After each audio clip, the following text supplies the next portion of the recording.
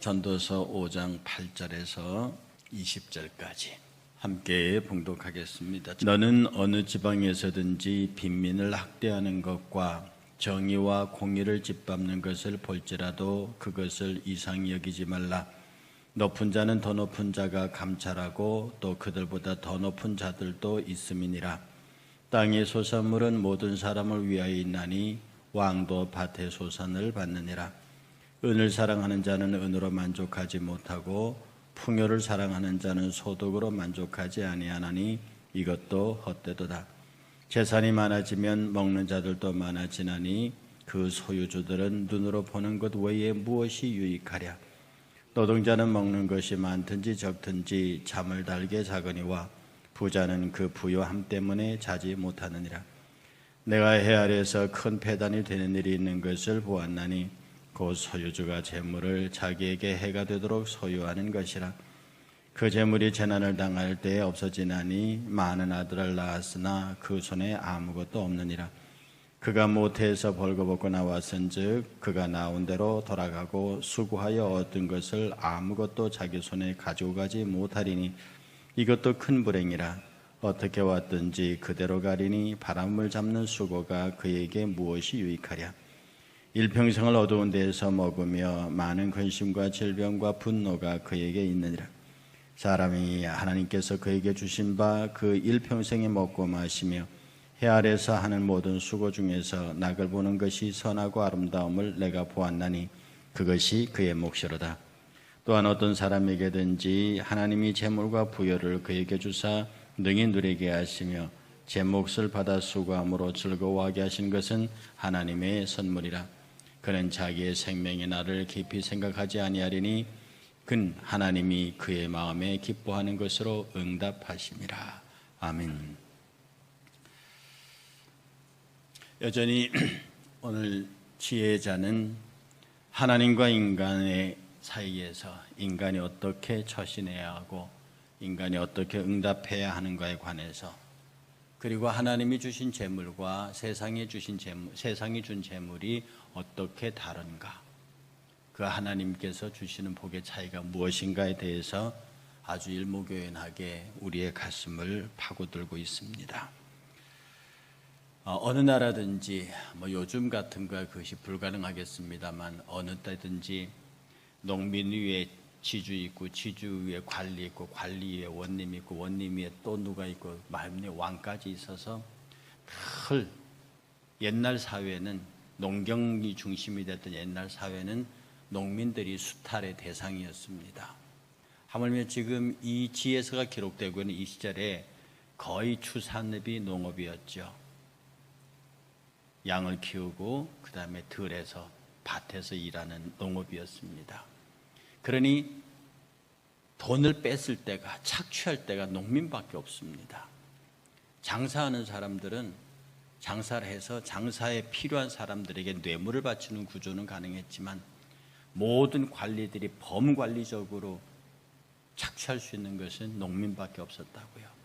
그래서 이 농민과 빈민을 학대하는 것은 동서고금을 막론하고 늘 그랬습니다. 그래서 가진 자가 가지지 못한 자를, 힘 있는 자가 힘 없는 자를 핍박하는 것은 고대나 지금이나 여전히 형태는 바뀌었지만 계속되고 있는 거죠. 하나님께서는 그러지 말아라. 그들 위에 또 높은 사람이 있고 그 높은 사람에 또 높은 사람이 있고 그 위에 하나님이 계신다. 하나님의 임재와 하나님의 계심을 아는 사람들은 그렇게 하면 안 된다. 사람들이 다 땅의 소산물은 모든 사람을 위해 있는 것이다. 그리고 왕도 그 소산을 받는다. 자기 왕도 땅이 있고 거기서 무슨 노비들이라 하여튼 백성들이 이래서 왕도 그 땅의 소산을 먹지 않느냐. 그렇게 해서 너무 농민들을 괴롭히지 말라. 고 하면서 이어서 하는 말씀이 은을 사랑하는 자는 은으로 만족하지 못하고 풍요를 사랑하는 자는 소득으로 만족하지 않는다. 은과 풍요가 다 헛되다 말합니다. 이 말은요, 돈을 모은 사람이 그래 난 이만큼이면 됐다라고 말하는 사람을 본 적이 있느냐 이 말입니다. 여러분 스스로도 그렇고 우리 모두가 그렇습니다. 나는 이만큼은 됐다라고 말하는 사람, 그럴 수 있습니다. 그런데 조금 지나고 나면 그만큼 번 것이 일상화되면 자기보다 더 버는 사람, 자기보다 더 많은 사람을 바라보게 되는 겁니다. 그래서 소득에 대한 열망은 끝이 없고요, 은혜에 대한 열망도 끝이 없습니다. 그것을 만족하는 사람을 세상에서는 나 이 정도면 됐다라고 만족하는 사람은 세상에서는 진취적인 사람이 아니라고 합니다. 더 높은 것, 더 많은 것을 구하게 되는 것이죠. 그런데 11절과 12절은 이렇게 말합니다. 재산이 많아지면 먹는 사람들도 많아지는데 그 소유주들은 눈으로 보는 것 왜 뭐 할 거냐. 예를 들어 지금 삼성의 이모 씨가 회장입니다. 그 밑에 수많은 사람들이 먹는다고요. 그 삼성에 속해 있는, 현대에 속해 있는, 기아에 속해 있는 직원들이 얼마나 많습니까? 그런데 거기에 최고 총수들이 뭘 합니까? 그들이 먹는 것을 보는 것 이외에는 자기도 삼시세끼 먹는 것 이외에 어떨까요? 좀 더 좋은 것을 먹을 수 있고 좀 더 편한 잠자리를 구할 수는 있겠으나 그도 자기 그 재산 아래에 있는 많은 사람들이 먹는 것, 무엇을 바라보는 것 외에는 특별히 할 게 없어요. 그 재산을 자기가 어떻게 할 건데요? 노동자는 먹을 것이 많든지 적든지 잠을 잘게 자거니와 부자는 그 부유함 때문에 자지 못하느니라. 제가 조금 요 주변의 사람들을 보면요, 종부세 때문에 막 세금이 수천만 원 나온 사람들 우는 모습을 봅니다. 아니 왜 울어? 수천만 원씩이나 낼 만큼 재산을 갖고 있으면서. 참 아이러니 아닙니까? 물론 세금이 좋은 건 아닙니다. 그런데 수천만 원씩, 그러니까 누가 그랬습니다. 나도 수천만 원 낼 만큼 재산이 있어 봤으면 좋겠다. 근데 그 사람들은 그 많은 재산을 갖고 있으면서도 세금을 걱정합니다. 아무것도 없는 사람에게는 종부세 걱정할 이유가 없죠. 우리들 마음속으로 생각합니다. 나도 그렇게 세금을 내더라도 그만큼 재산이 있어 봤으면 좋겠다. 그런데요, 그만큼 있으면 그 마음이 힘듭니다. 세상에서 제일 힘든 것이 돈 관리하는 것이라지 않습니까? 세상에 제일 힘든 것이 돈에 관해서 내 마음을 정리하는 것이라지 않습니까? 그래서 영적으로 예민한 사람은 돈을 사탄이라 하는 이유도 만몬, 이 세상의 마지막 사탄의 외형은 만몬이다 라고 말하는 사람들의 이야기가 결코 틀린 것은 아닙니다. 그래서 13절 이렇게 말합니다. 내가 해 아래에서 큰 패단되는 일을 보았나니 그 소유주가 재물을 자기에게 해가 되도록 소유하는 것이라. 지금 이 땅에는요, 그 돈 가진 것 때문에 자기 인생 망치고 돈 가진 것 때문에 삶을 구긴 사람이 한둘이가 아닙니다. 돈이 없었으면 아무런 일이 없었을 집에서 느닷없이 로또가 맞는다든지 갑자기 벼락상속이 되는 데서 벌어지는 칼부림이나 비극의 역사를 우리는 너무도 잘 알고 있는 것이죠. 그런데 이렇게 말합니다. 그 재물이 재난을 당할 때 없어지나니 비록 아들을 낳았으나 그의 손에 아무것도 없으리라. 아무리 재물이 많다 한들 재난이 당하면 그 재물 전부 날아갑니다. 그 대표적인 집이 저희 집안이라 할 수 있습니다. 6.25 전에는 저희 집안에 소와 토끼와 양이 우리 할아버지가 굉장히 많이 기르셨대요. 그런데 전쟁 포성 한 방에 그걸 다 잃어버렸답니다. 누구도 상속받을 사람도 없는 거죠. 모든 사람들이 못해서 적신으로 왔다가 빈몸으로 돌아갑니다. 그리고 수고에 얻은 아무것도 가져가지 못합니다. 공술의 공수거라고 그러죠. 이게 불교에만 있는 말이 아닙니다. 빈몸으로 와서 빈몸으로 간다. 빈손으로 와서 빈손으로 돌아간다. 아무것도 가지 못하니 이렇게 말합니다. 이것도 큰 불행이래요. 말하기를 16절에 이것도 큰 불행이라. 어디서 왔든지 그대로 가리니 바람을 잡는 수고가 그에게 무엇이 유익하랴. 결국 빈손으로 온 사람이 막 무엇인가 모으고 잡으려고 하는 그 자체가 바람을 잡는 거라는 거죠. 바람은 잡히는 것이 아닙니다. 일평생 어두운 데서 먹으며 많은 근심과 질병과 분노가 그에게 있느니라. 어떤 사람에게 바람을 잡으려는, 세상의 물질을 잡으려는 사람들에게 나타나는 것은 근심과 질병과 분노가 그에게 있다는 거예요. 그런데 이 말이 그 다음 구절도 확 뒤집힙니다. 하나님이 사람에게 그에게 주신 바 일평생 먹고 마시며 해 아래서 하는 모든 수고 중에서 낙을 보는 것이 선하고 아름답다. 먹고 마셔라, 하나님이 주신 것으로. 먹고 마셔라, 하나님 안에서. 먹고 마시고 수고해라, 하나님 안에서. 19절에 또한 어떤 사람에게든지 하나님이 재물과 부여를 그에게 주사 능히 누리게 하시고 제 몫을 받아 수고함으로 즐거워하게 하신 것은 하나님의 선물이라. 네가 막 바람을 잡으면, 네가 네 힘으로 세상의 물질과 그런 걸 잡으려고 하면 너에게 생기는 것은 질병과 근심과 분노밖에 없다. 그건 잡히는 것이 아니다. 그러나 똑같은 것인데 하나님이 주어서 누리게 하는 게 있다. 똑같이 하나님이 건강과 물질과 이런 걸 주신다. 그건 하나님의 선물이다. 하나님의 백성은 하나님의 선물로 살아야지 왜 다른 것으로 살려야 하느냐. 지혜자가, 전도자가 지금 그렇게 얘기하는 겁니다.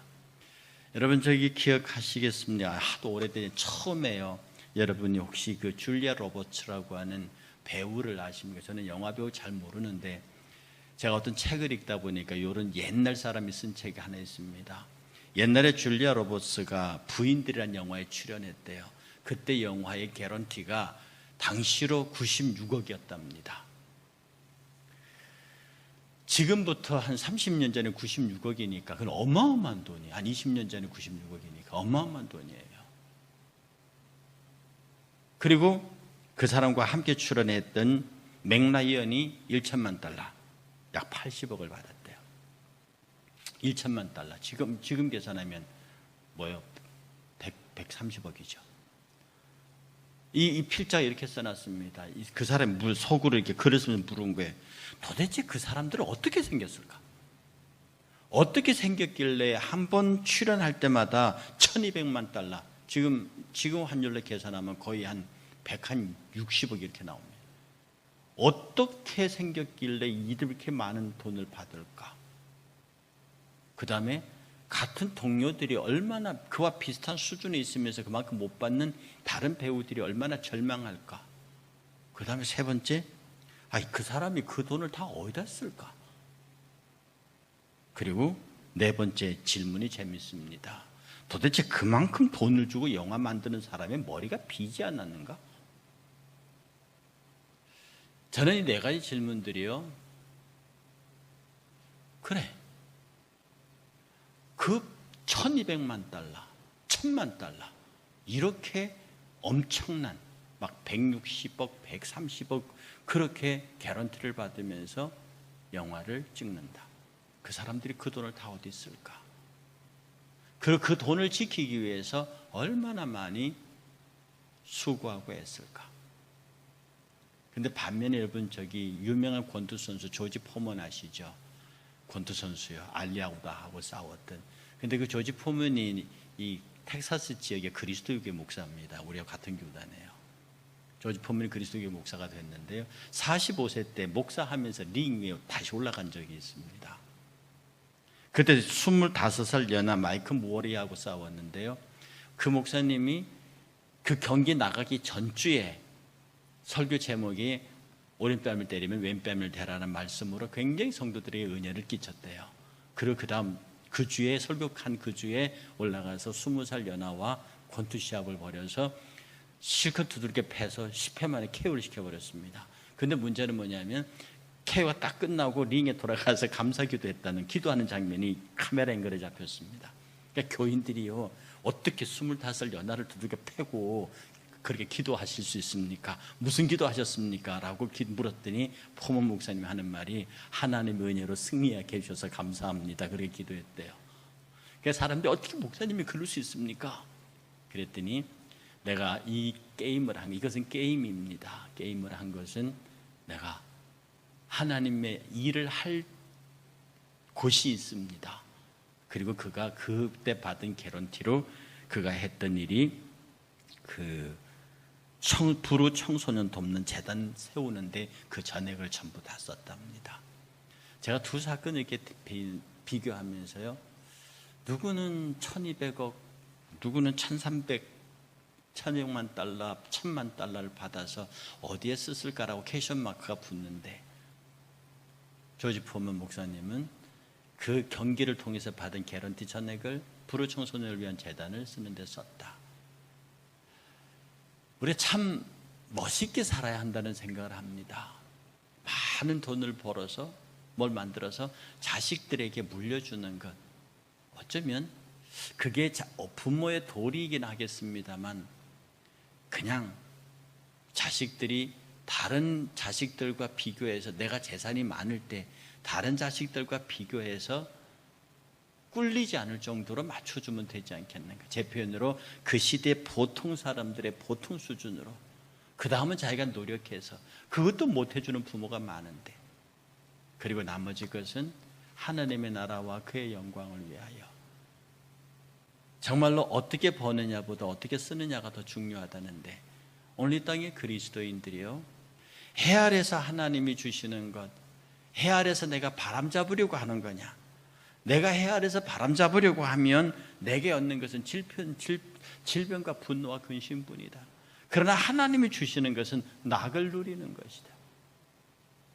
그래서 20절 이렇게 되어 있습니다. 그는, 하나님이 주시는 것을 누리는 그 사람은 자기 생명의 날들을 깊이 생각하지 아니하리니, 내가 언제 죽을지 그거 별로 생각 안 한다는 뜻입니다.